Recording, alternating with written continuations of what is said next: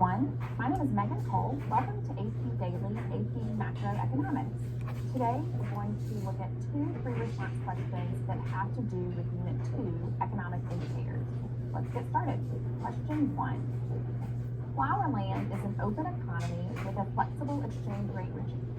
The natural rate of unemployment is 5%, the frictional rate of unemployment is 4%, and the actual rate of unemployment is 7%. Let's look at our numbers. We have a natural rate of unemployment of 5%. Remember, the natural rate is structural and frictional rates of unemployment. The frictional rate is 4%, and then the actual rate of unemployment that the economy is experiencing is 7%. Part A. What is the numerical value of the cyclical rate of unemployment in Flowerland? So we're given a lot of unemployment rates, but not the cyclical rate. So if you'll recall, the cyclical rate of unemployment is a specific type of unemployment.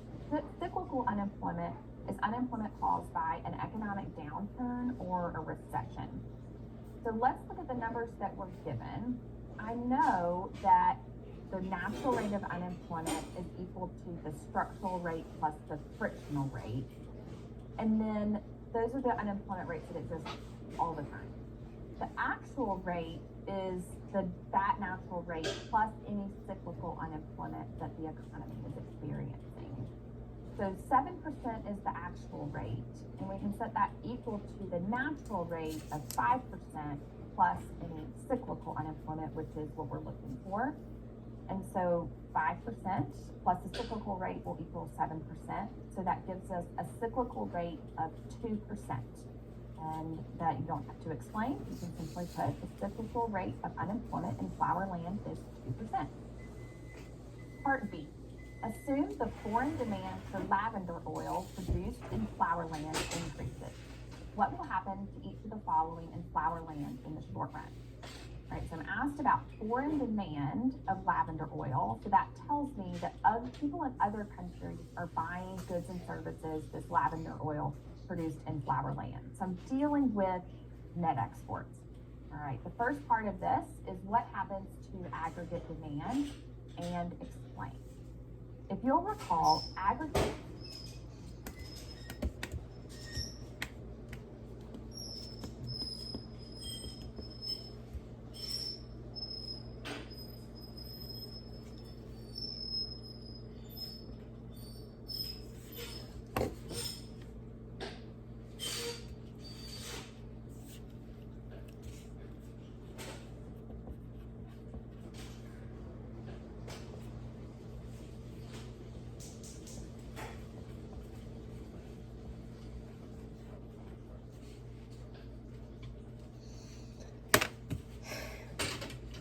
was not necessary.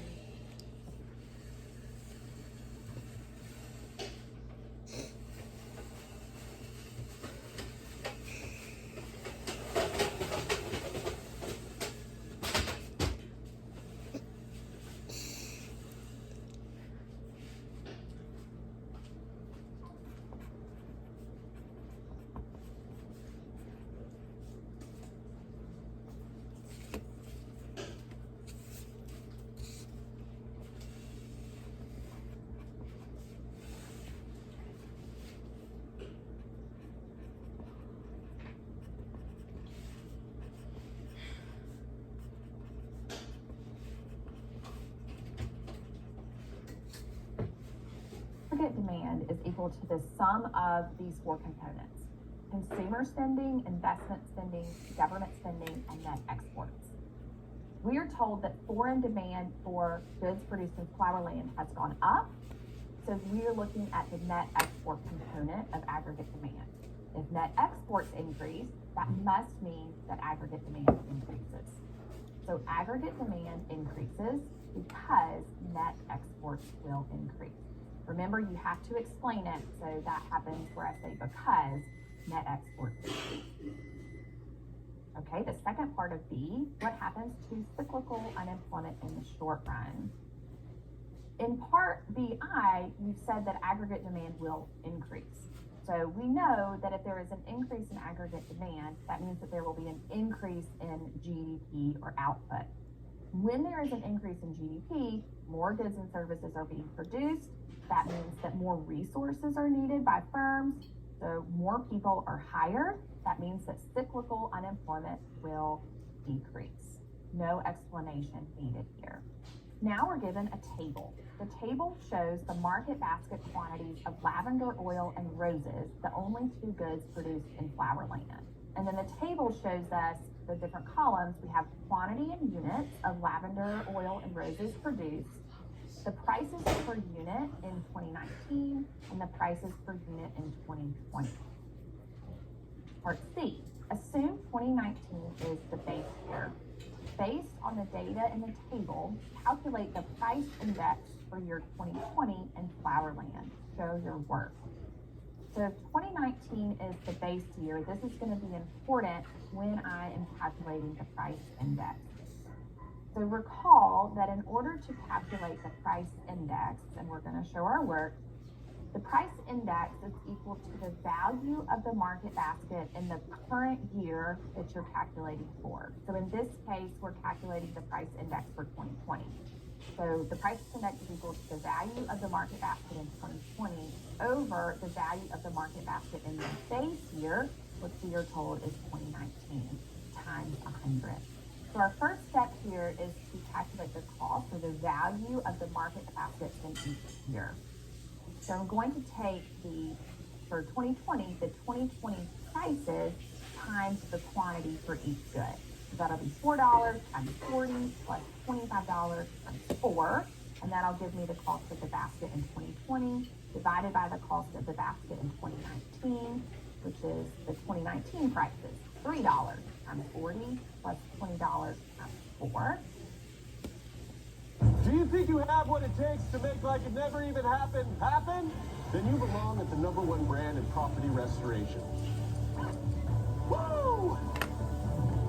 Visit servco.com. Calculate that, you get $260 divided by $200 times 100, and that gives us a price index of 130 for the year 2020. And don't forget, show your work. Part D. If nominal income in Flowerland increased by 20% from 2019 to 2020, will the standard of living of the average citizen increase, decrease, or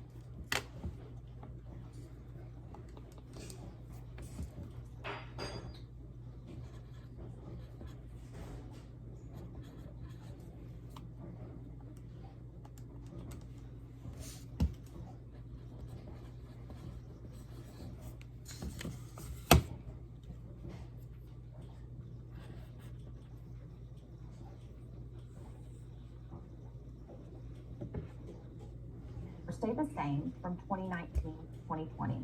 Explain. Recall that nominal income is income that is unadjusted for inflation. This is people's income that is calculated using current prices. This is what's on their paycheck. So people in Flowerland are receiving a 20% pay raise, but we are asked about their standard of living, which means we're asked about what they can actually purchase with their income. What we need to do is compare their nominal income increase to what happens to prices, and we need to explain this. So recall from part C, you calculated the price index in 2020 as 130. Remember, the price index tells us about average prices in the economy. Now we need to compare this to the price index in 2019, which you didn't calculate, but if you remember that 2019 is the base year, so that means that in 2019, the price index will be 100 because the base year always has a price index of 100. So if we do a percent change formula here, new minus old over old times 100, then we get an inflation rate of 30%.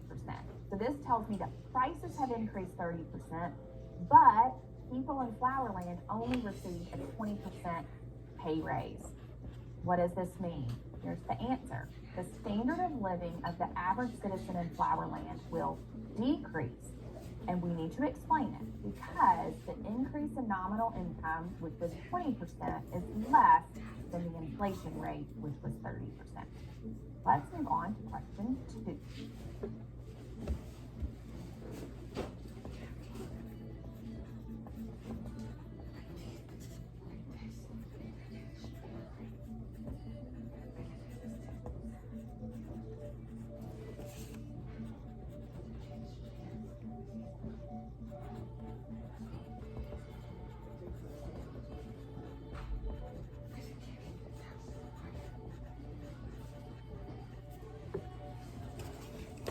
Assume that in the country of Zeta, the civilian non-institutional population aged 16 and over is 1 million people. The labor force participation rate is 70%, the unemployment rate is 9%, and the natural rate of unemployment is 5%. Part A asks us to calculate the number of people in Zeta that are unemployed and show your work. We're given a lot of numbers here, but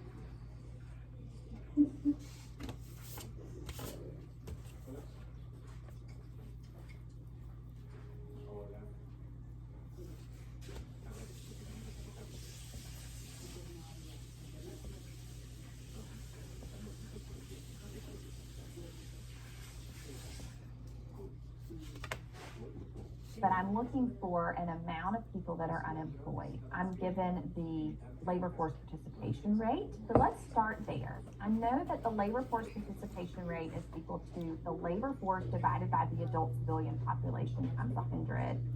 I also know that the labor force is equal to the number of employed and unemployed people. So I'm going to start with the labor force participation rate to see if I can find the size of the labor force in country data.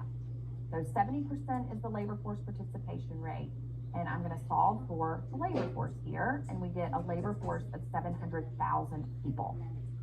I'm going to take that number, and I'm now going to look at the unemployment rate that I'm given. The unemployment rate we're given is 9%. So the unemployment rate, recall, is equal to the number of unemployed people divided by the labor force times 100. So let's solve for the number of unemployed people. 9% is the unemployment rate, is equal to the number of unemployed people divided by the labor force, which we just calculated, 700,000 people times 100. This gives us a number of unemployed people as 63,000. So that's our answer. So here's a shortened way that you can show your work. You can do the number of unemployed people is equal to the unemployment rate times the labor force participation rate times the adult population. So that's equal to 9% times 70% times a million, and that gives us 63,000. Part B. Is the economy of Zeta currently experiencing a recessionary gap, an inflationary gap, or no output gap? Explain. Shoelace learning is a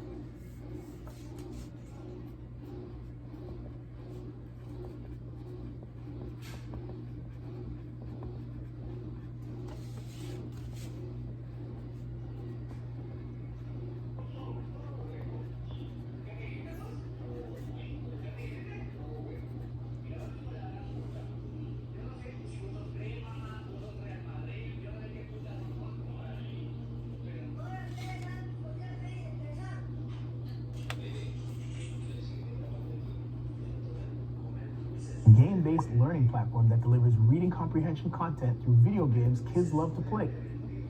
All right, so an economy can be in one of three places. It can be at long-run equilibrium, that would be no output gap.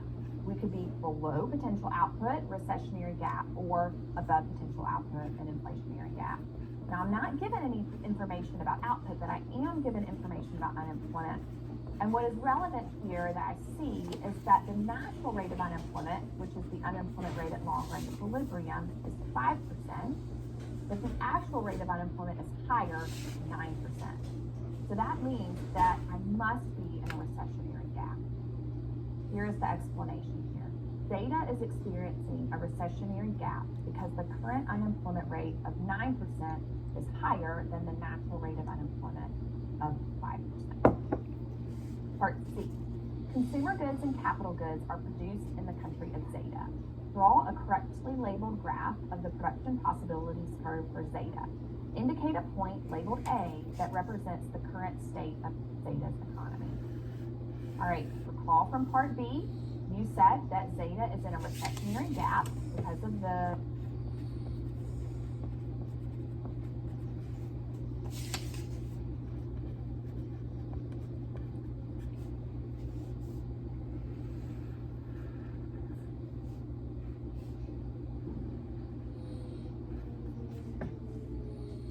unemployment rate that's higher than the natural rate. Now that also means that their output is less than potential, and that also means that they have some unused resources, particularly labor. So let's look at the PPC. So we're asked to draw a PPC. We see consumer goods on the x-axis, capital goods on the y-axis, and then a curve, PPC curve labeled PPC.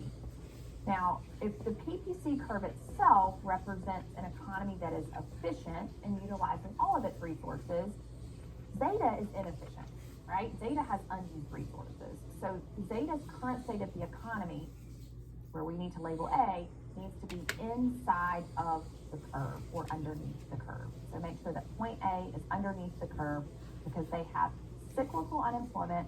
They have a higher rate of unemployment than the natural rate, and they're in a recessionary gap. Part D. If some individuals who are counted as unemployed in Theta stop looking for work, what will happen to each of the following? We have people in Theta.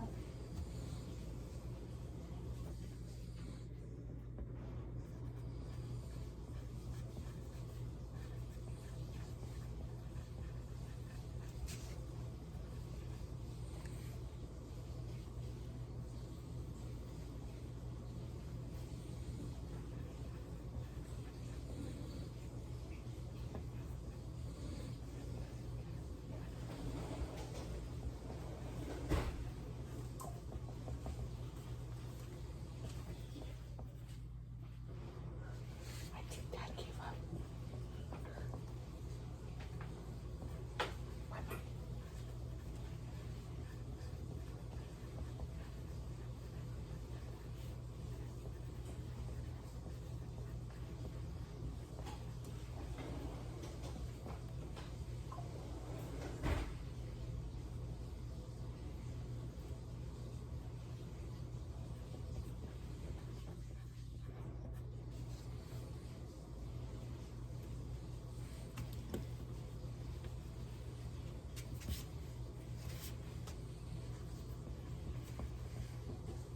They have been unemployed seeking employment, they stop looking for work.